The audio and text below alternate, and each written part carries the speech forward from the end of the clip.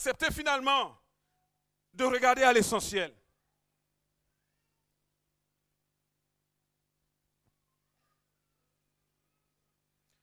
Le réveil intervient là où les cœurs sont sanctifiés.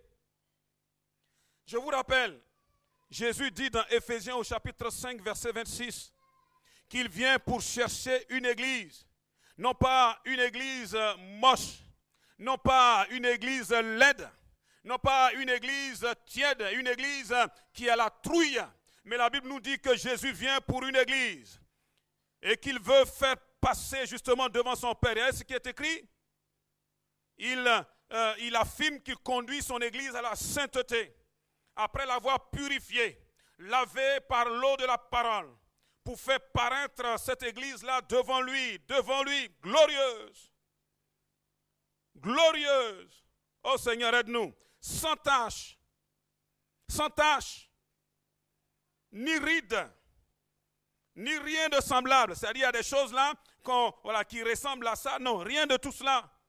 Mais une église sainte, une église irréprochable. Oui, Dieu nous appelle à vivre une vie irréprochable. Une vie irréprochable. Celui qui est en Christ ne pêche plus. Ça peut vous étonner, mais c'est ce que la Bible dit. Celui qui est en Christ ne pratique plus le péché. Celui qui est en Christ ne fait plus du péché son travail. Il marche dans la crainte de Dieu. Il marche dans la crainte de Dieu. Eh oui, excusez-moi. Je suis fatigué de faire semblant et de dire que tout le monde, ça va. Non, ça ne va pas.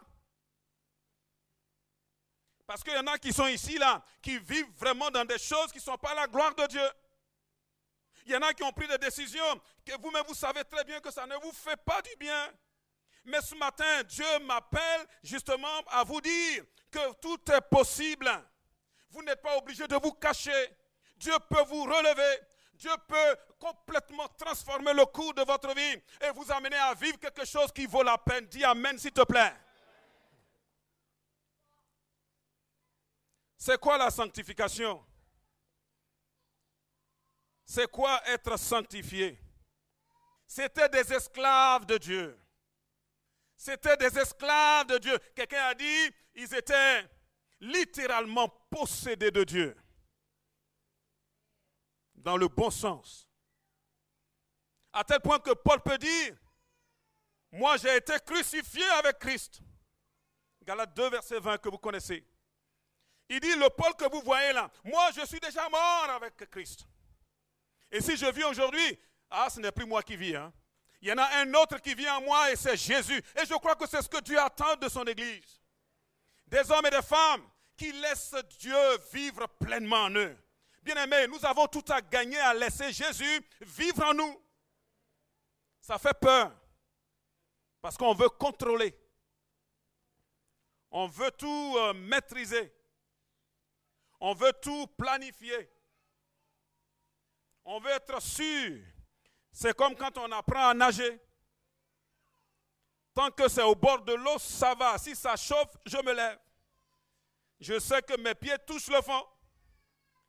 Mais quand tu me dis d'aller un peu plus en eau profonde, ça devient compliqué parce que si jamais il y a une vague là qui me prend un peu mal, comment je fais? Puisque même si j'essaie de me lever, mais c'est encore plus profond. Et je crois malheureusement ou heureusement, j'en sais rien, c'est là que Dieu veut nous amener. À ne plus compter sur nous, nous-mêmes, mais à compter sur lui. Regardez, un jour il y a quelqu'un qu'on a trouvé là, il était dans le noir en train de chercher. On ne sait même pas ce qu'il cherchait. Tu cherches quoi? Il dit, je cherche. Hein. Tu cherches quoi? Il dit, j'ai perdu une pièce là-bas, mais je la cherche ici. Tu peux la chercher pendant des années. Tu ne la trouveras pas. Puisque là où tu es en train de chercher, ce n'est pas là où tu as perdu la pièce. Comprenez? Si tu veux la trouver, mais va là où tu l'as perdue. La question que je vous pose, c'est, êtes-vous vraiment en train de vivre une vie qui vous satisfait? C'est comme si le Seigneur regarde son église et dit, oh, si vous saviez tout ce que j'ai préparé pour vous. Si seulement tu savais tout ce que j'ai préparé pour toi. Nous, on dit non, non, non. Hey, on n'est pas mieux servi que par soi-même. Hein?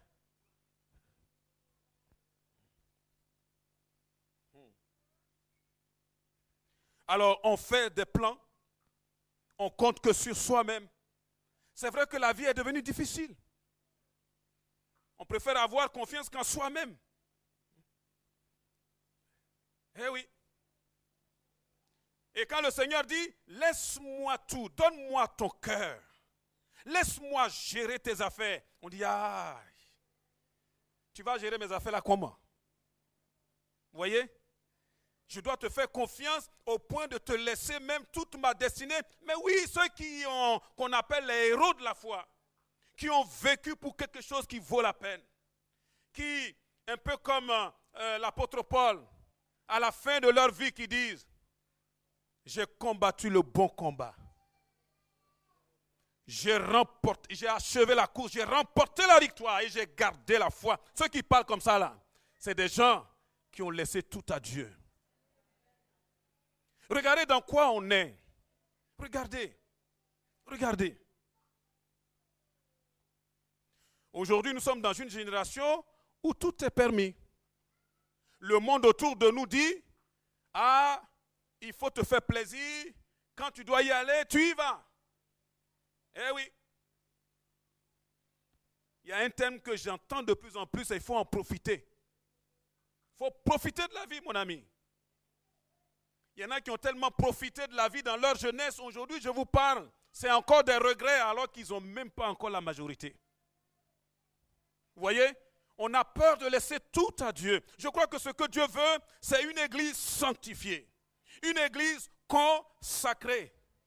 Une église qui n'a pas peur. Des hommes et des femmes qui disent, Seigneur, un peu comme Pierre qui avait péché toute la nuit et qui n'attrapait rien. Il dit, toute la nuit, j'ai péché, je n'ai même pas pu attraper un petit poisson. Moi, je suis un professionnel de la pêche. Je sais que ce n'est pas la journée là, alors que les poissons dorment, qu'on vient pour pêcher. Et moi, toute la nuit, j'ai passé toute la nuit. Est-ce que la nuit là, ça ne ressemble pas un peu à ce monde? Où on est là en train de se battre, de faire des pieds et des mains pour essayer de s'en sortir par nous-mêmes. Toute la nuit, il a pêché, il n'a pas trouvé de quoi pourvoir à ses besoins.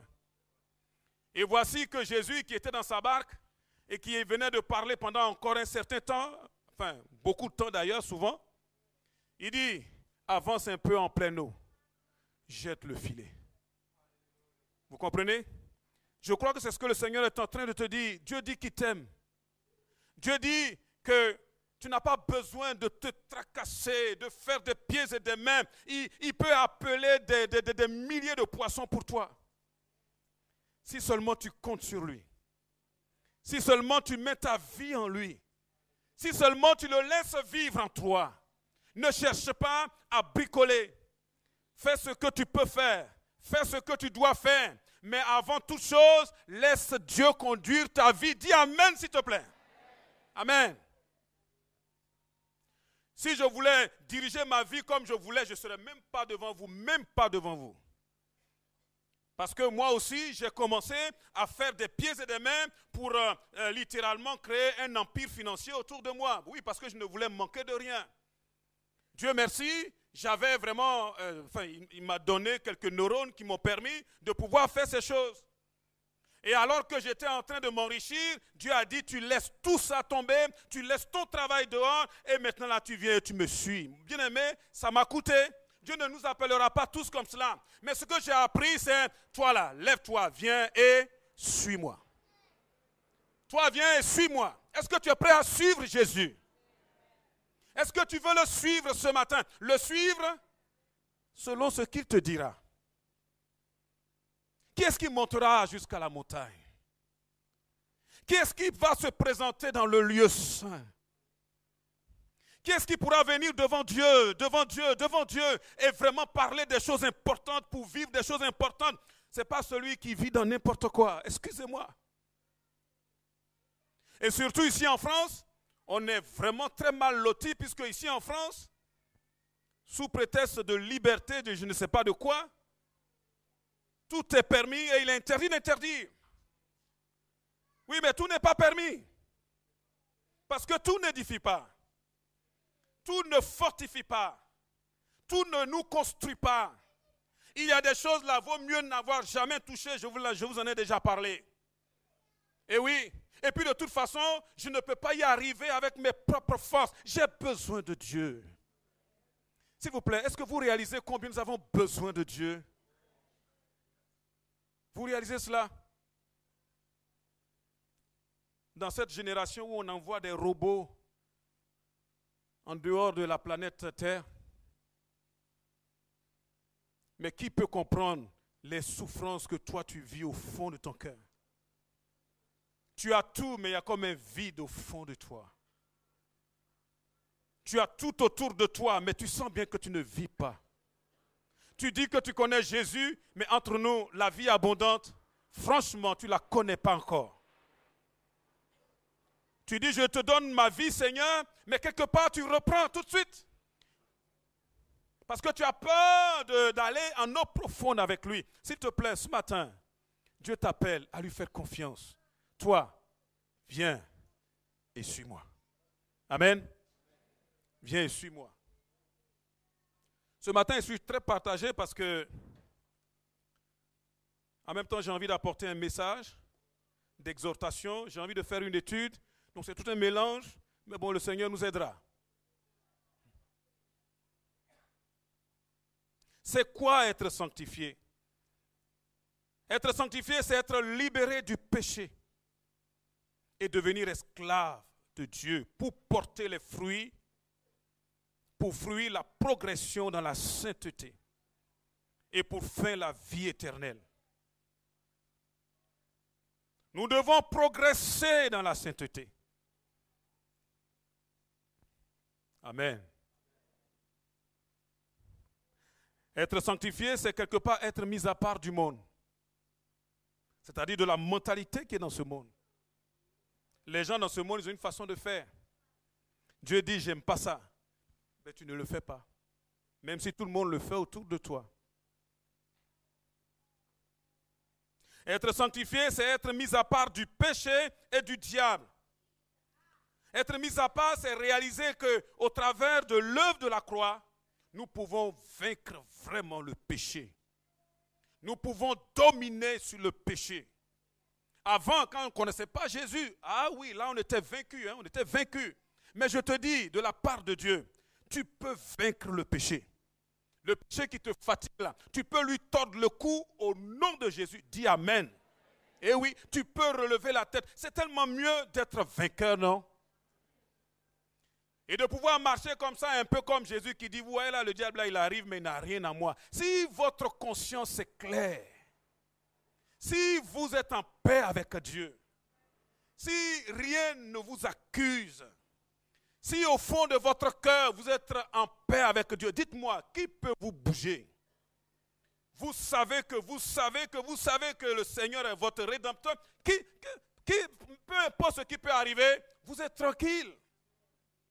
Un peu comme ce petit oiseau dans le creux du rocher qui est battu par les flots de la mer. Les flots viennent, se jettent, se fracassent dessus. Mais le petit oiseau, il est dedans. Vous savez ce qu'il fait? Il dort. Parce qu'il sait qu'il est à l'abri. Cachons-nous en Jésus. Amen. Cachons-nous vraiment. Ne faisons pas semblant. Dieu est capable de s'occuper de toi. Il dit d'ailleurs qu'il s'occupe même des petits moineaux, des oiseaux qui ne valent pas plus cher que ta vie. Les oiseaux, Dieu s'occupe des oiseaux. Dieu s'occupe même des herbes, des plantes. Dieu dit que tu as tellement plus de valeur, mais le problème avec toi, c'est que tu veux t'en sortir tout seul, par tes propres efforts. Par tes propres efforts. Et donc tu vis une vie difficile. Tu es partagé. Tu es partagé, ça dit que tu aimes Dieu, mais en même temps tu aimes le monde. Quand il dit tu aimes le monde, ça dit tu aimes faire ce que les autres font. Qui pourra monter la montagne de l'Éternel? Oh Seigneur, aide-nous ce matin.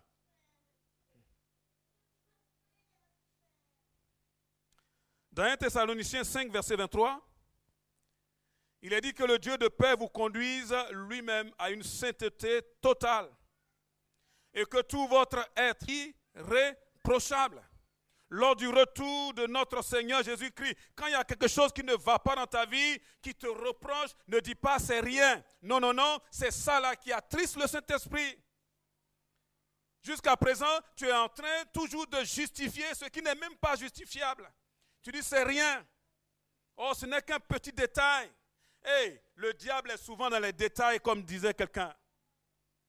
Ne laisse rien passer. Ce qui est important, veille sur ton cœur. Que rien ne te reproche. Amen. Dis à ton voisin, sois irréprochable. Dis-lui encore, sois irréprochable. Avec Dieu, tu peux être irréprochable. C'est vrai, on est des êtres humains, il y a toujours une partie qu'on ne sait pas trop. Bon, c'est l'être humain. Mais pour ce qui te concerne, sois irréprochable. Amen. Qu'on ne dise pas comme ça, là où tu travailles, ah vous savez, le monsieur là, ah, c'est lui qui pique tout le temps les packs de toilettes là. Vous rigolez? Bon.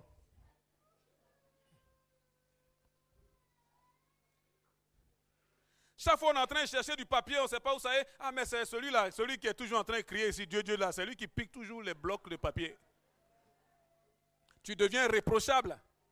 Sois irréprochable. Arrête de voler. Arrête de voler. Arrête de piquer ce qui n'est pas à toi. Amen. Quand ce n'est pas à toi, tu ne touches pas. Et la dame que tu regardes tout le temps là, ce n'est pas ta femme, arrête de la regarder. Tu dis elle est jolie, mais c'est la femme de quelqu'un d'autre. D'ailleurs, la parole de Dieu dit, on peut tout prendre à un homme. Il peut pardonner. Hein? Mais si tu ne veux pas mourir, ne touche pas à sa femme. Parce que si tu rentres dans un trou, il viendra jusque dans le trou là pour te trouver. Il y a des hommes dans la salle? Vous n'êtes pas d'accord, on dirait. Hein? Ah, vous êtes d'accord? Ok. Donc ce qui n'est pas à toi, ne prends pas. Ne convoite pas. Toi-même là, tu vivras beaucoup mieux. Contente-toi si tu es marié de celle qui est à côté de toi, tu ne la regardes même pas. Et toi, ma soeur, contente-toi ton mari. Que nous soyons conservés irréprochables, corps, âme et esprit. Et c'est là tout le combat. C'est là tout l'enjeu. L'esprit, c'est la partie la plus profonde dans laquelle Dieu peut nous parler. Dieu peut nous rencontrer. C'est vraiment, on va dire pour nous, c'est le lieu très saint. Vraiment le fond de notre vie. Eh oui. Et puis, le corps nous met en contact avec le monde extérieur, avec les convoitises extérieures. Vous voyez? C'est avec le monde que je vois avec mon corps, j'entends avec mon corps, je peux toucher, je peux goûter, vous voyez, tous ces sens-là, c'est le corps. Et le corps aime bien ce qui est à l'extérieur, ce qui est dans le monde. Et c'est là qu'il va falloir vraiment être prudent. Et entre le corps et l'esprit, il y en a un qui est là qu'on appelle l'âme. Le siège de toute intelligence, de nos émotions aussi. C'est là qu'on décide en fait. Et le vrai combat, c'est qui est-ce qui va gagner le contrôle de l'âme. Si c'est ton corps qui te dirige, mais tu seras charnel. Dieu peut parler au travers de ton esprit, tu n'entends plus. Parce que toi, ce qui t'intéresse, c'est ce que tu vois, c'est ce que tu entends, c'est ce qui est autour de toi. C'est ça qu'on appelle l'être charnel. L'être naturel, comme dit Paul. C'est-à-dire qu'on est conduit uniquement que par nos sens. Ça me plaît, c'est beau, ça doit être pour moi. Ça c'est charnel. Et le diable, qu'est-ce qu'il fait dans tout ça, le diable? Le diable, c'est de t'amener justement à ne vivre que par rapport à ce que tu vois. Le diable t'amène à aimer ce qui est dehors, ce qui est dans le monde. Eh oui. Et pourtant, Jean dit, dans 1 Jean au chapitre 2, verset 15, si tu peux le présenter, mon frère, s'il te plaît. Je ne l'ai pas sous les yeux. 1 Jean 2, 15 à 16. Il dit, n'aimez pas le monde, ni tout ce qui est dans le monde. Amen. N'aimez pas le monde. ni les choses qui sont dans le monde. Si quelqu'un aime le monde, c'est-à-dire si quelqu'un aime ce qui est autour de nous là, si quelqu'un aime ce système dans lequel nous sommes, si quelqu'un marche selon l'esprit et la mentalité autour de nous, regardez ce que la Bible dit, si quelqu'un aime ce monde, l'amour du Père n'est point en lui. Car tout ce qui est dans le monde, ce n'est pas moi qui ai écrit, hein. La convoitise de la chair, vous voyez la convoitise, on convoite parce qu'on a vu. La convoitise des yeux, c'est encore là. L'orgueil de la vie, vous voyez tout ça c'est un rapport avec ce qui est à l'extérieur. Cela ne vient point du Père, mais vient du monde. Et le monde passe. Et sa convoitise aussi. Mais celui qui fait la volonté de Dieu demeure éternellement. Comment faire la volonté de Dieu? C'est justement écouter Dieu qui nous parle dans notre esprit. Écouter Dieu quand sa parole nous retentit en nous. Nous devons être saints. D'ailleurs, nous n'avons pas le choix. Parce que regardez, c'est un ordre. 1 Pierre, chapitre 1, verset 15. Puisque celui qui vous a appelé est saint, vous aussi soyez saints dans toute votre conduite. Dieu ne nous laisse même pas le choix. Il dit, moi qui vous appelle, je suis saint, vous devez être saint. C'est un ordre. Dans 1 Thessaloniciens 4, il dit ceci, que c'est sa volonté. Ce que Dieu veut, c'est votre progression dans la sainteté. C'est que vous vous absteniez de l'immoralité sexuelle. C'est que chacun de vous sache garder son corps dans la consécration et la dignité. Waouh! Vous entendez cela? Non seulement c'est un ordre de Dieu, mais en même temps c'est la volonté de Dieu que nous puissions maîtriser notre corps. S'il vous plaît. Autour de nous, il y a beaucoup de gens qui ne connaissent pas encore le Seigneur. Et la plupart marchent vraiment, excusez-moi, parfois même pire que des animaux. Ils ne se maîtrisent pas. Quand ils voient quelque chose, ils ont envie de faire, ils le font. Même si ça doit faire mal, même si ça doit faire ceci. Mais nous ne sommes plus comme cela. Dieu a payé le prix. S'il vous plaît, le don de Jésus à la croix, c'est précieux. Nous pouvons nous relever. Nous ne sommes plus des bons à rien. Nous sommes des bienheureux, des enfants du Dieu vivant. Nous avons de la valeur, s'il vous plaît. N'acceptons pas de retourner encore à ces choses-là. Amen. N'acceptons pas. C'est un ordre. Le Seigneur dit, soyez saints. Et il dit, c'est ma volonté. Non seulement c'est sa volonté, mais c'est son dessein envers nous. Regardez ce qui est écrit dans Éphésiens 1. En lui, Dieu nous a choisis avant la création du monde pour que nous soyons saints et sans défaut devant lui. Hey, c'est écrit pour que nous soyons saints et sans défaut. Il y en a qui disent, ah, mais on ne sera jamais parfait ici-bas. Et il dit, lui, il est parfait. Nous aussi, nous devons être parfaits comme lui parce que tel il est, tel nous sommes. Être parfait, c'est finalement laisser le Seigneur vivre en nous. Eh, pasteur, qu'est-ce que tu es en train de prêcher là? Tu veux dire qu'on devient saint tout à coup, brusquement, de façon immédiate, totale? Non, je ne suis pas en train de prêcher cela. Je suis en train de dire ceci. C'est que premièrement, la sanctification, il y a deux volets. Peut-être que je vous le montrerai.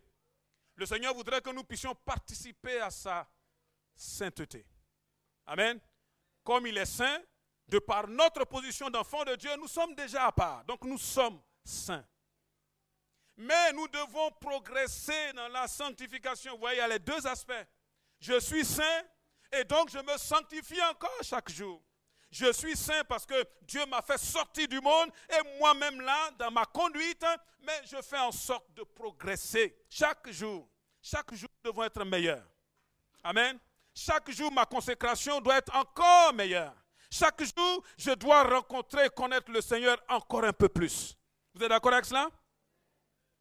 S'il vous plaît, si nous faisons le bilan le soir, nous devons dire, Seigneur, aide-moi à aller chaque jour un peu plus en avant, à mieux te connaître. Ceux qui nous ont précédés là, qui ont impacté vraiment leur génération avec la mentalité du royaume de Dieu, c'était des gens qui étaient de la même nature que vous et moi. Mais c'est des gens qui avaient décidé de marcher dans la sainteté. Amen. de marcher dans la sainteté. Dieu ne nous a pas appelés à l'impureté, mais à la consécration. Eh oui, Dieu veut faire de nous son habitation. Ne savez-vous pas que votre corps est le temple du Saint-Esprit qui est en vous et que vous avez reçu de Dieu? Vous ne vous appartenez pas à vous-même. Vous voyez, Dieu nous a achetés. Dieu nous a rachetés. Dieu nous a payés en quelque sorte. Au travers de Jésus, nous ne nous appartenons plus. Notre corps appartient à Dieu. Notre âme appartient à Dieu. Notre esprit, c'est pour Dieu. Amen. Ce que Dieu veut, c'est que nous lui donnions justement tout cela, tout notre être, chaque jour, entièrement, complètement. Au début, ça va être un peu difficile parce que le vieil homme, la vieille femme aura tendance à revenir à la charge. Mais faisons confiance à Dieu. Amen. Faisons confiance à Dieu. Chaque jour, nous gagnons du terrain. Chaque jour, nous gagnons des combats et nous avançons. Quand vous regardez dans Romains 7,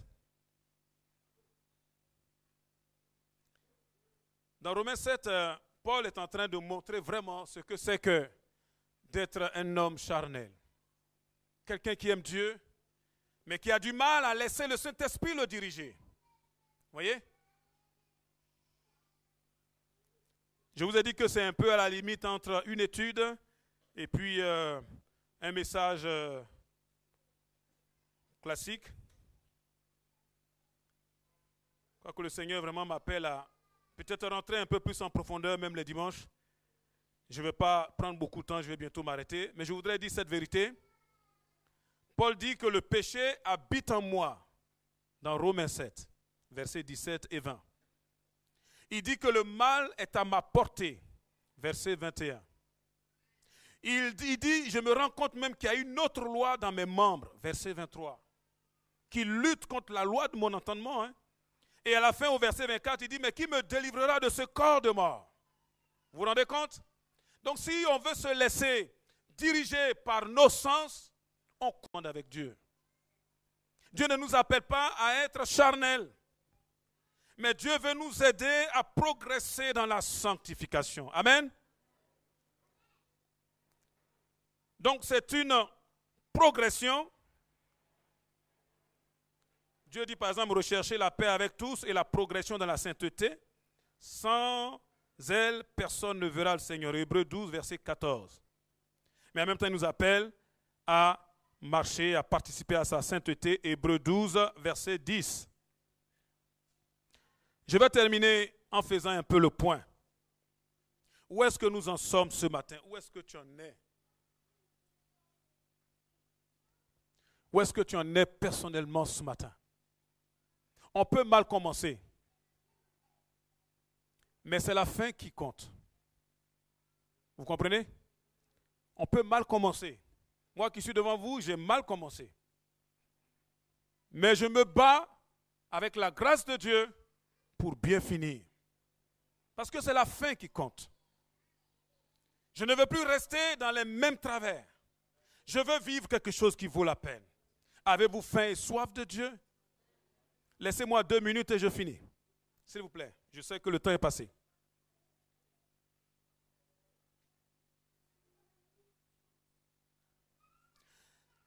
Quelle est l'église que nous voulons voir ici à Goussainville? Quel est le peuple que nous voulons voir ici, là, au milieu de nous? Moi, je crois que c'est la volonté de Dieu que ce soit un peuple qui ne se laisse pas souiller par le monde, qui se garde des souillures du monde, qui ne se conforme pas au siècle présent. Un peuple qui se met à part, à part. C'est volontaire, c'est une décision, c'est une détermination personnelle et une détermination de l'Église. Voulons-nous voir le réveil? C'est la clé. Parce que si Jésus, il envoie le réveil maintenant, ceux qui ne sont pas dans la note, ça va être dur pour eux. Ça va être dur. J'ai connu effectivement le réveil spirituel dans d'autres endroits de la planète et je peux vous dire qu'il vaut mieux être prêt.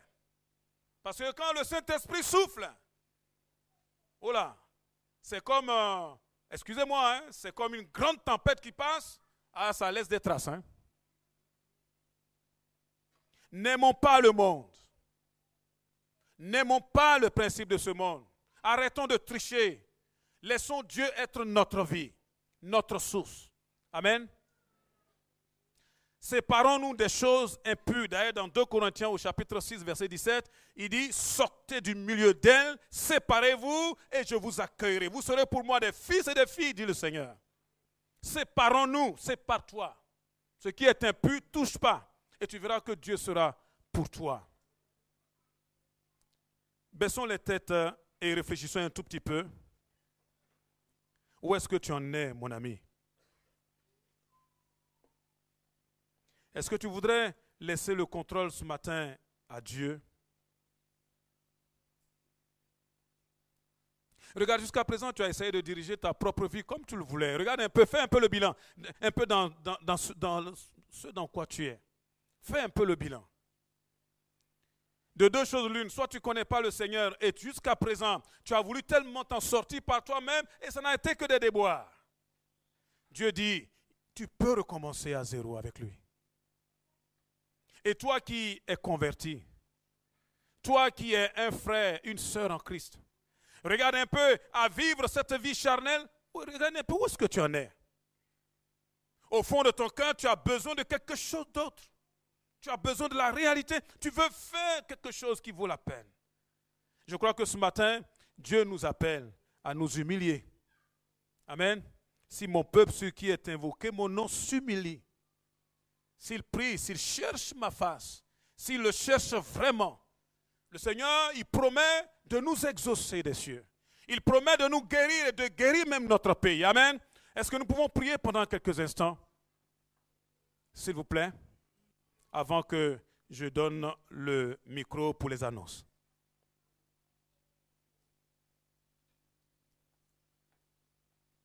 Seigneur, merci pour ta parole. S'il fallait, Seigneur, créer cette sanctification par nous-mêmes, ce serait mission impossible. Merci parce que c'est toi qui produis en nous le vouloir et le faire. C'est toi qui mets en nous toutes ces bonnes dispositions. Plus que cela, c'est toi qui accomplis ces choses au travers de nos vies. Et ce matin, nous te disons, Seigneur, nous voici. Nous sentons tellement notre faiblesse. Moi, personnellement, je ressens mes faiblesses personnelles. Je sais que je ne pourrai jamais y arriver par moi-même. Mais je sais qu'avec toi, Seigneur, je ferai des exploits. Avec toi, Seigneur, je m'en sortirai. Seigneur, tout ce que je demande pour moi et pour ton Église, Seigneur, aide-nous à rentrer dans ta présence. Nous voici, Seigneur, que par ton esprit, tu nous consacres. Tu nous aides vraiment à nous mettre à part. Seigneur, tu vois, mon Dieu, l'esprit ambiant, tout ce qui se trame autour de nous dans ce monde qui devient de plus en plus compliqué, tu le sais. Et pourtant, tu veux nous donner d'être vainqueurs dans cette génération perverse. Seigneur, nous voici, mon Dieu. Touche les cœurs de ceux qui ne te connaissent pas. Seigneur, et affermis, mon Dieu, ceux qui sont en route déjà vers la cité céleste. Afin qu'ensemble, Seigneur, nous puissions vraiment te voir à l'œuvre dans nos vies, dans cette église, dans nos familles, dans ce monde, pour la gloire de ton nom, au nom de Jésus. Amen. Dieu vous bénisse.